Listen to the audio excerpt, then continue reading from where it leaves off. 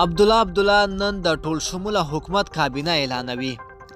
سره له دې چې ویل کېدل ولسمشر محمد اشرف غني او پخوانی اجرایي رئیس ډاکټر عبدالله هوکړې ته نږدې شوي دي، له یو بل سره یې جوړه ونه شوه او د دواړو لوري لا هم د یو بل پر ضد څرګندونې کوي.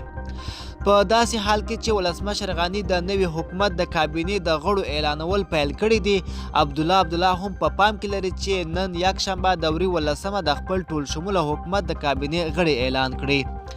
د عبدالله د ټول شموله ټیم ویان خان زمان مدبر له اواوي پاړې سره په یو مرکه کې ویلي دي، موږ ښاغلي غني ته 10 ورځې وخت ورکړی و چې له شخصي ګټو تیر شي او د هوکړې له لارې د اوسنۍ کړکېچ ته پای ټکی کېږدي. خو په دې 10 ورځو کې نه یوازې چې هغوی د هوکړې لپاره ښه نیت وښودو، بلکې غیر قانوني ګمارونو ته هم دوام ورکړی دی.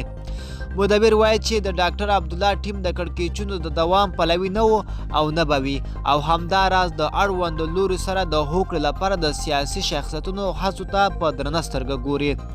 خو اشرف غني د قدرت د لاس ته راوړلو لپاره د افغانانو قربانۍ ته هم چمتو دی، چې له همدې کبله عبدالله په پام کې لري چې سبا د ټول شموله حکومت د کابینې غړي اعلان کړي. د یادونې وړ ده چې امریکا پخوانی ولسمشر حامد کارزي او جهادي مشر استاد سیاف څو ځلې هڅه وکړه چې د ولسمشر محمد اشرف غني او ډاکټر عبدالله ترمنځ جوړجاړی وکړي، خو لا تر اوسه هم د دواړو له لوري ترمنځ هوکړه نه ده شوې او وخت پر وخت د یو بل پر ضد څرګندونې کوي.